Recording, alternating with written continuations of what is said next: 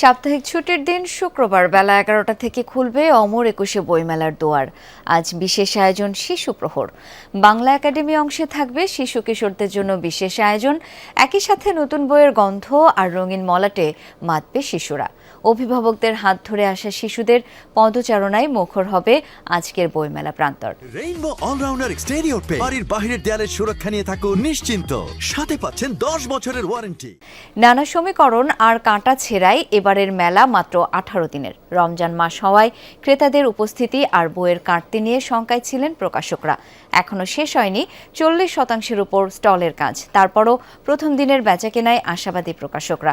প্রতিদিন দুপুর 2টা থেকে রাত 9টা পর্যন্ত চলবে মেলা, যা চলবে 15ই মার্চ পর্যন্ত।